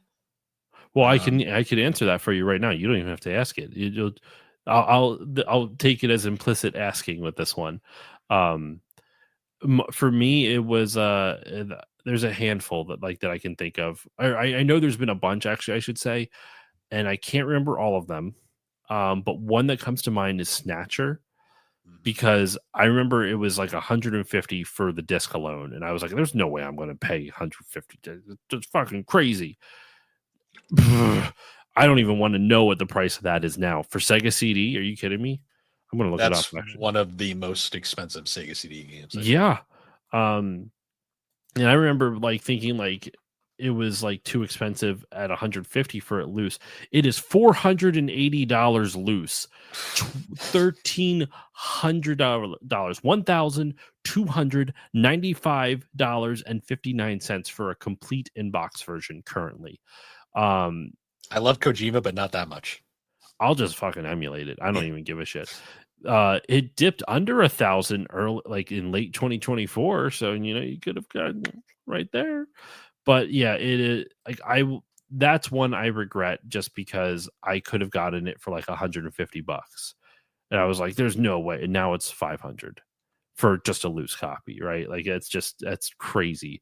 So that's an example of one for there. I would also say there's been some games I've been like Rocket Robot on Wheels is one that I've been trying to find for quite some time. And then I remember, I forget what it was. I think I found it at one point. I'm like, oh, I'll get this next time. Never was able to find another copy. And then the times that I have, it's like way too expensive. Symphony of the Night, same thing. Mhm. There's lots of games that like that where I was like, nah, I gotta stay within my budget, and then I regret it, and then I don't now. Their prices are fucking astronomical. So Like it is what it is. I guess the name of this category is obviously like the white whale, like that one game, like the one that you let go and you never get the Mm. chance again. For me, it will always this one will haunt me forever. I had passed up a chance to get a copy of Magic Knight Rare Earth for the Saturn, famously the final game to release on the Saturn in North America. Mm. Um, I had a chance to get that for 300. I passed on it to get, I think it was Lunar 2. It was another game that was also of significant value at the time. I Mm. think, realistically speaking, that it's the cheaper of the two now, but that's besides the point. I don't regret it. But at the same time, that it was there, and that game has since it's like $700 or something now. Like it's one of the most expensive Saturn games there is, and I'm always kicking myself. The only other one I can think of was like a Chibi Robo. I had seen a copy for $20, and I Mm. passed on it thinking I'll find that again. I never found it again, and I'm constantly every time I see it now, I just go, yeah. There's always going to be stuff like that. It's a bummer, but it love lost. Video game collecting is a cruel mistress. That's what I always say. Um. Oh, wait a minute. I did add the question. I did add the question. Hey, there we go. So See, the you're question, smarter than you're not as dumb as you pretend to look. I named it something obtuse, like I not like white whale, like an easy thing to remember. I named it the game you let get away. Yeah, The so game that got away. that's that one. this is the question. I only bring it up just because it's more of just making fun of myself because it happened to me, but I always like to ask people just in case. Hmm. So I get to bring up this prop again. Have you Sega ever? Master System? This is a broken master system I've just had here in the background all the time, but I use it as Oh, a prop for this question. okay. Have you ever been bamboozled with a cartridge? In what way? So this cartridge I have here is a copy of Ken Saden. Oh, I think you told me about this where you think you're buying Consadin, but when you like turn it on, it's a completely different game. Yeah. So this copy of Ken Saden is some random baseball game. Like it is the cruelest like trick like a scammer can do because not only is it's not fake. The shell is real and the board is real, but they took a granted Ken Saden's like not that not extremely valuable for the sake of this argument. I just think it's funny. Hmm. They take a game of somewhat significant value and then they stick in like one of the most cheapest like common games possible, and then you get home and you put the game in and then it's surprise baseball and you just Hmm. feel like bad about yourself, and it's like it's just one of those things where it happened to me once and it's always kind of just been a thing that I just like laugh about now because It's never happened to me. Sorry to say. I'm sure yeah, that's what it most people hasn't say, but it hasn't happened to anyone else. I just you always have got to to bring keep it. asking it though, because one day someone's going to say it happened to them and you're going to be like, fucking finally. Yeah. Well, because the reason I bring that up was because it reminds me of a like you mentioned Pat the NES Punk earlier, the Mm, CU podcast. They had that segment of the eBay like scumbag of the week. hmm. And the one story from there that I always loved just because it was such a funny story was the fake, well, not even fake, it was a copy of Chrono Trigger that had a Madden in it that like from that time when GameStop was doing the whole like retro push and they were like really hyping up their quality control. And then famously, this one copy of Madden in a Chrono Trigger shell got passed around to like 7 people before they finally caught it. Hmm. Like I always think of that. I'm just like, how did they mix that up? Game. Wait, what? Sorry, I'm confused now. What? I understand it was Madden confused mixed with So Chrono Trigger. Was it the shell was Chrono Trigger, and they were like a selling it. Super Nintendo shell? Yes, they Okay. were like it was a legit Chrono Trigger shell. Like it wasn't fake at all. But they had swapped the board and they put a Madden board in it, Okay. and they were selling it at Chrono Trigger price. And this thing had gone around to like multiple people, and they kept sending it back, like being like, "This is fraudulent." And GameStop just never took it off the market, and it kept just going to different people. Because I think there was like 3 different episodes where they had mentioned this one game cartridge. I'm trying to find. So you talking about this just got me thinking of like bizarre eBay things, and I was hoping to find a reading of it. Um, is this it? No. So Pat, in the most recent episode of the CU podcast, they read off a absolutely bonkers eBay auction list for Nintendo bed sheets, and it was like it was the most unhinged product description I've ever heard in my entire life. For the guys like, if you try to return this, you're going to get sued and stuff like it was crazy. You can find the clip on his YouTube channel. It's like 17 minutes long. I was hoping to see like because he provides like screen grabs of what's on his computer and whatnot. Like, and I can see pictures of the bed set, but I can't see the actual like eBay listing anymore. Um, but it is just oh wait, hold on. I found it. Um, where are you at? It's now relisted. Okay, yeah, it's now relisted. Do they have the same thing? Um, no, it. They changed it all. There was like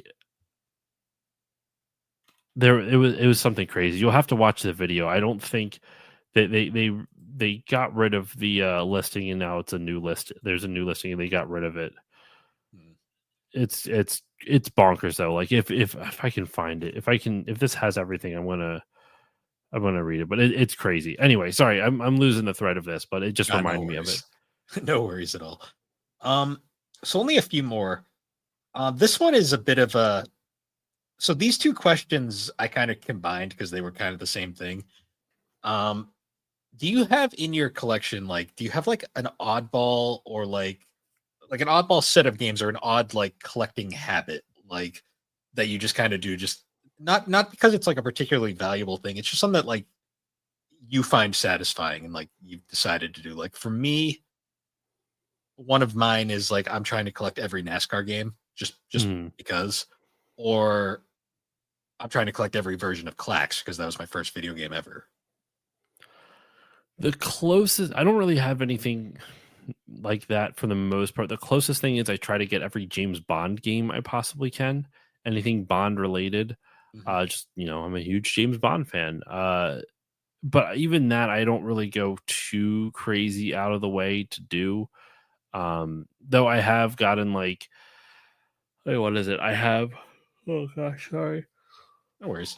When I did the history of James Bond panel at Retro World Expo, which you saw, like I have a tabletop James Bond art, like it's a tabletop RPG Hmm. James Bond game. It's a James Bond role playing tabletop RPG, right? It's crazy. So I have stuff like that, but like it for the most part, I don't really have any like one weird specific thing that I just collect for the sake of it. It's more, if anything, it's just things with like weird box art or weird cover art just for the sake of like that seems interesting. Hmm. Um, I don't understand this, or like the title of it makes me laugh. Kind of like my favorite example of this, of like one of the most bonkers games. I'm pretty sure you've heard of it. Michael Jordan Chaos in the Windy City. Yeah, I love that game. What a weird game, right? It's a platformer where you play as Michael Jordan and with throwing flaming basketballs at enemies, and you're dunking them, and it allows you to open up different areas. It's a crazy thing. Fun fact about that game, that's one of Amy Hennig's first Hmm. game credits. Amy Hennig, for those who don't know, is the creator of the Uncharted franchise. Uncharted. She also did Legacy of Kain, a whole Yes, bunch of she stuff. did, which I actually recently covered on my show, and I did not enjoy. But that's a different story. Hmm. Yeah, it's honestly like I love like like dumb fun little collections like that. Like Oh, to I me, love people that do that. because like my only other one I do is I collect PS1 racing games just like because that system has so many racers for like no reason. And I've Shout out been Sledstorm. Sled Storm, good game. And I found like two like not Sled Storms, which are like similar concepts, but they're not good in the slightest. Sledstorm is legitimately a really great Mm. game, and no one talks about it. It reminds me a lot of Jet Moto, like in like that era of just like Mhm. cool, quirky racing games. Like I found one like the funniest racing game on the PS1 I've ever seen is literally just called Racing. Like that is just the title, and I'm like, What about 007 Racer? I have that. Actually, 007. you were there when I found it because I we were at Retro World and I was like scrolling through and I found that hilarious like not for resale collector's edition copy that's like somehow cheaper than the greatest. It was like a weird like thing. I remember we had we discovered this at Plan B Burger of all things. Plan B. That's right. I still love how it took you and Alex the entire weekend. I think it was To mainly get the Alex joke, yeah. to get. No, it was me So too. I didn't get it at their all. their listeners at Retro World Expo up in Connecticut, across the street from the convention center, there is a burger shop called Plan B Burger, and I just kept making jokes about like, well, thank God no one's going to get pregnant in this place because Plan B, blah blah blah. And the whole weekend, I just imagine like, why does Josh keep bringing up pregnancy every time he talks about this burger place? See, me, I was in game collector mode, so my brain was just kind of like it was like, vroom. And I'm just like, that's a perfectly normal statement. I could just say anything to you while you're collecting. Oh, you've now witnessed me at a convention, and I get really crazy. Like I'll be like digging through shit, being like, "Where's the games?" I can only imagine. I should just start seeing if I can like influence you. Be like, Bill, give me $100. Well, no, money. I'll hear money, and I'll be like, like no, no, no. Okay, Bill, give me 100 Bitcoin. I don't think It's not I've real money actually anyway. I've never actually done crypto, so I don't Neither even have know if I. that would help. But I mean, 100 Bitcoin, you'd be a millionaire. true. So The only other, I don't do this personally, but this is like a collection that thing that like I've always kind of thought about as it would be kind of cool. Someone who collects exclusively in greatest hits. Like you I just like that. an entire collection of nothing but those Yeah. ugly green spines or like the That's not ugly. burgundy. Don't be judgmental. I mean, I love it personally, but it's like I love greatest hits, like all of those brands because they're always like the most eyesore like in any collection. Mhm. Like the garish yellow on the GameCube, the original Xbox like platinum hits where it just takes over the entire cover. Um, just I love stupid stuff like that, and I just honestly like that would be kind of a fun collection, like just collect the greatest hits versions. That would be actually really funny. I kinda like that. That's a good idea. I think Scott the Woz had mentioned it in his episode on it, and I've always been like that would be fun, but it's something I would never do just because. Like, why would you spend the money on it, right? Like, Yeah, it's not because like, a lot of times you own the games anyway. like if you were just getting into collecting, that would be kind of a cool thing to do, but I, If you I already have a collection, it's like you're buying stuff you already own at some and it's something that you own the more valuable copy of anyway, yeah. usually. So another question. So there's two more. The last one is kind of a joke question. This one is the last like really real question. What would be some advice you would give to a new collector, someone just getting into the hobby now? Uh, know that it's not easy. It's not like I'm not saying like, "Oh, I'm doing something challenging and look at me how brave I am for fucking buying it." It's not easy just because it costs a lot of money now. If you want the easy, if you want to go to stores and go to cons, you're gonna pay for it. It's a lot of money.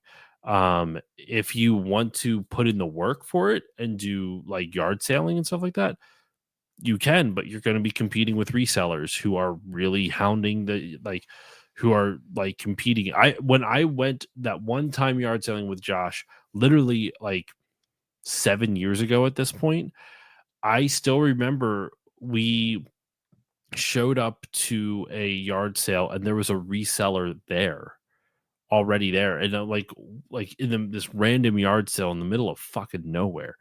So you're either gonna be paying a lot of money for not having the hassle or you're gonna be having the hassle. So my that's not necessarily a warning to not get into it, but to me, you have to pick and choose what you want to collect. Like be smart about what you collect. If you want to go for the popular systems, the NES, the Super Nintendo, anything Nintendo gets a crazy bump because it's Nintendo, whether it's right or wrong, they do. Um, then obviously, like PlayStation and all the main consoles generally get favorability, with the exception of Xbox. Xbox is You know, one no of the one cares cheaper. about Xbox. Xbox is a cheaper console to collect for, but I think it depends. Actually, you know what? Here, there's two advice. If money isn't an issue, do whatever the fuck you want. If money is not a problem, then like you don't care about how much you spend, or you don't have it. You have that much disposable. You have that fuck you kind of money where you don't have to worry about what you spend. Then there's no advice needed.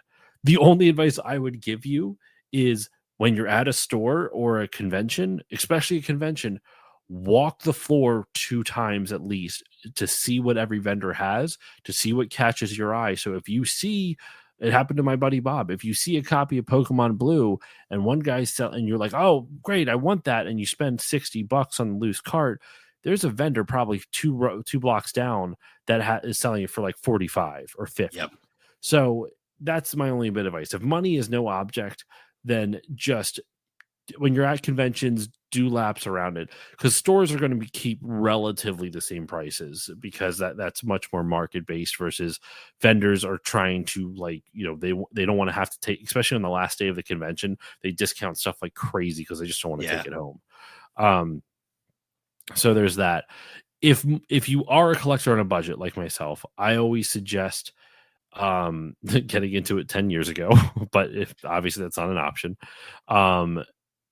I would suggest pick a console that you love and then work around your budget with that. If that's the NES, look for cheap NES games first, and then if there's like favorites of yours, budget for it. Look at what they're selling for, get an idea, and budget for it. Like I remember the year I got Chrono Trigger at a convention. I only paid $100. Now it's like 200 something or 300 for the loose cart. I budgeted $100 because I knew it was going to cost $100. That was my purchase that week. I came in with 200 and I spent half of it on Chrono Trigger. The other 100 was for whatever the hell else I wanted. So I came in with a budget of how much I would spend. So budget. And then from there, if you don't really care about what console it is, look up to see which consoles are cheaper to collect for. Generally, consoles like the Sega Game Gear is pretty cheap for the most part. Any Microsoft console is pretty cheap for the most part. Hell, even the Virtual Boy, with the exception of like 2 games, is like cheap to collect for. Yeah, There's like the 2 only or 3 games that downside are, is like, crazy high. the only downside is getting an actual Virtual Boy these days. Yeah, that's true. That's very expensive too. So yeah, that's kind of like what I would recommend. If money's no object, just do laps around the vendor booths and see to get the best deal. If money is an object, still do laps around the vendor to make sure you get the best deal, but be selective and know what you want, because you can't just if you can't afford to buy willy-nilly and whatever you see. And if there's a big ticket item that you really want, like for years I really wanted Super Metroid complete in box, just because I love, even though I didn't necessarily love that game, I loved like everything about it. And then I played it and I actually genuinely loved it, but I really wanted a copy of it because you know how like there's some games that like you just hear about before you actually play it and you're just like, wow, this just sounds so cool. I can't wait to actually play this. That was Super Metroid for me. Everything I heard about it, I was so excited to like dive into it and play it. And it did not disappoint. I'll say that it did not disappoint. It was a great game. But yeah, you just pick things that you really love and save for it.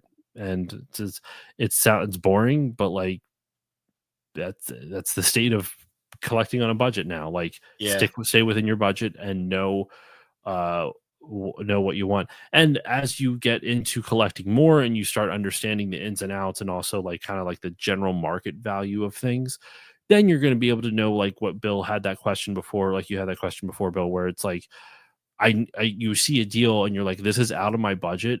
I could swing this, but I shouldn't, but I'm never going to get a chance like this again. That's when you do those like really big swing purchases where you're like, I'm not going to be able to find this for a better deal anytime soon. Yeah. Because now you have the experience in it, but you have to actually get into collecting to do that. So that would be my advice. Yeah. No, that's great. Like I love the advice part of this list because like everyone always has something different. Like, because for me, like I always say, like if you're not having fun, then you probably shouldn't be collecting. Because like if it becomes a chore, like why are you doing it? Like that's always been a thought I've always had. Because like one of the reasons I love Retro World is because you get so many brand new collectors there, and like there's just something kind of like really wholesome about being like the veteran collector and seeing all like the newbies getting in, and they still have that like innocence to them where they're really just kind of getting into it, and you're just like, yeah, this is why it was fun. Like this is why I love this hobby. I also think, actually, here's a bit of advice: don't try to get everything on your list ever. I'm serious.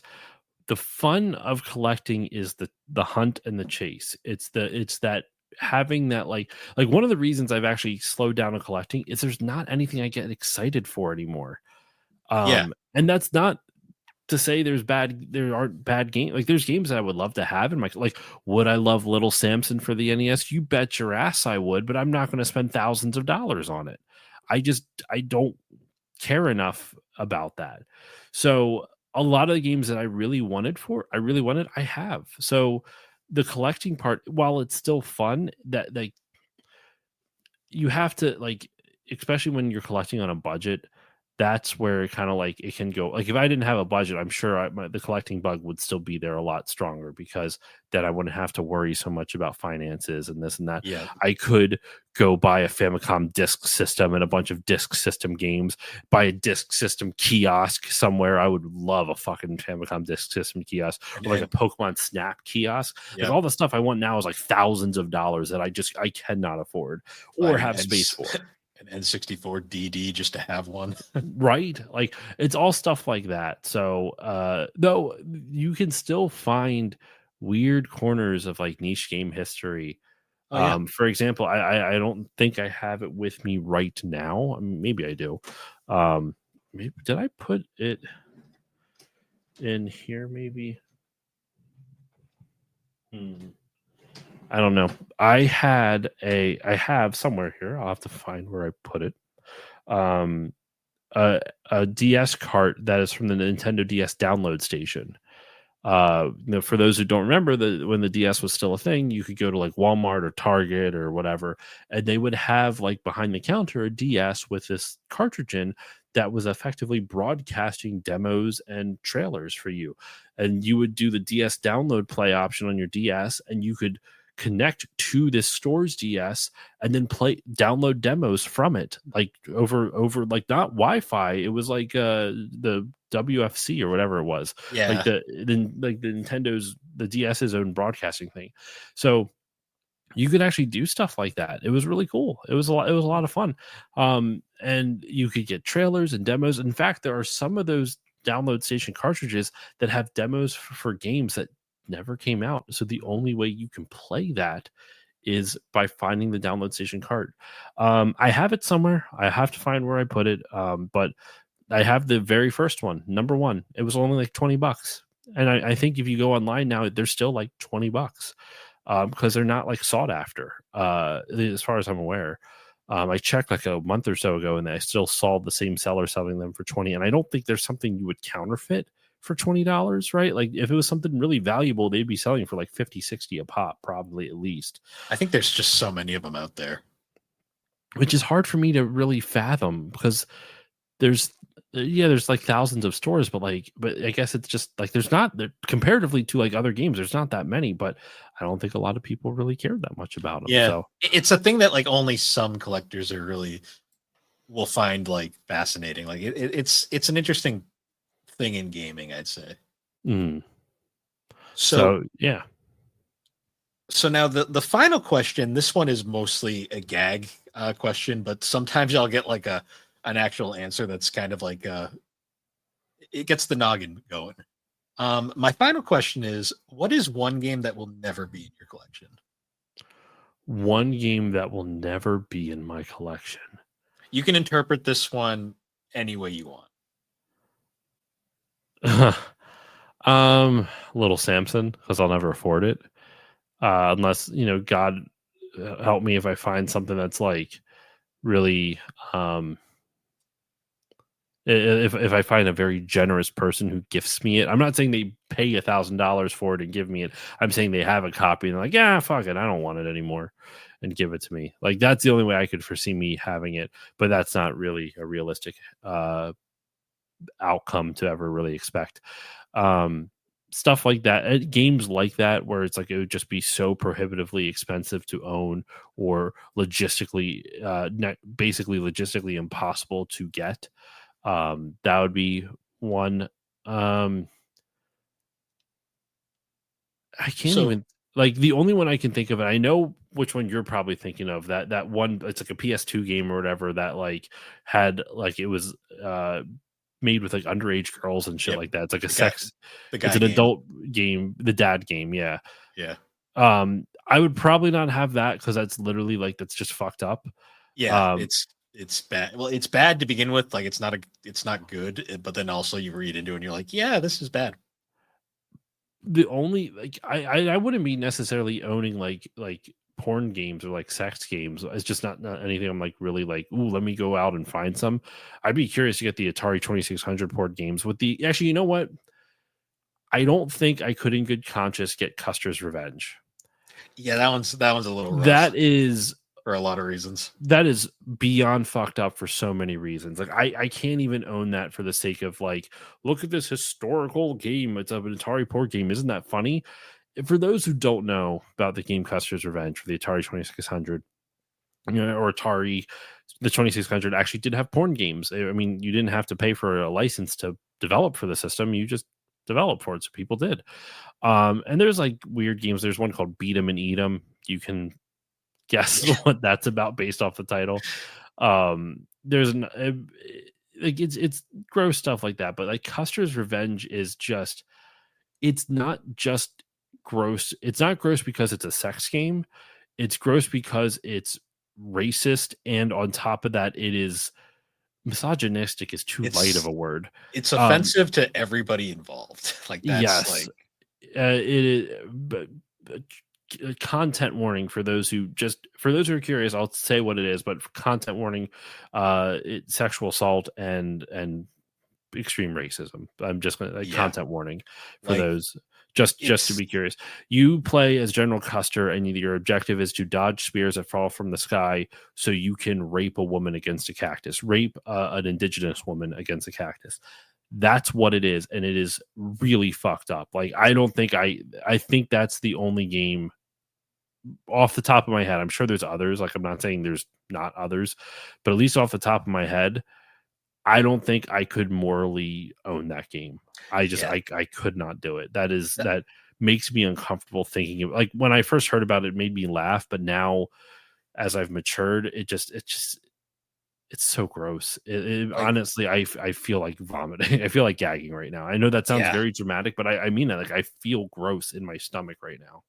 Yeah, that game just like it's offensive to everybody it portrays in it. Like it not only to the obviously the people involved, but also like the Custer family itself. Like they were fuck the Custer family. He was a racist piece of shit anyway. Well, like in hindsight, he genocided indigenous people. Fuck him. Yeah,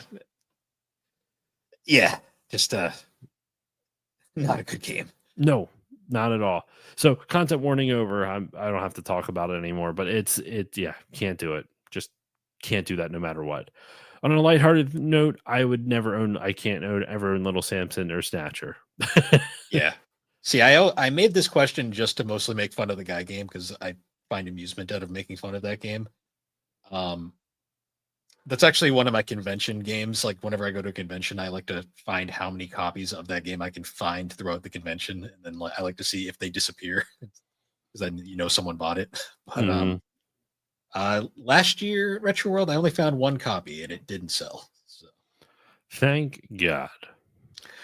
It's funny though, because I made this question as a gag, and then the first guest I had for collecting stories, his name's James. He had a podcast called Games with John and James.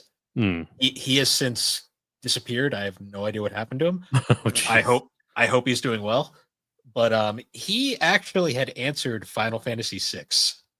Really? And I'm not gonna say like his reasoning because he actually gave a full on like this really deep, like in-depth story. And I remember I was like, this was a gag question, sir. I did not need this really deep answer. But I just like ever since that I've always been like, well, now I have to keep this question like for each person because you never know what they'll say. Fantasy VI. It must have been something very personal. He had a real reason behind it. I forget at the time. I'd have to re-listen to the episode, but I just remember like he had dropped that on me and I was like, well, damn.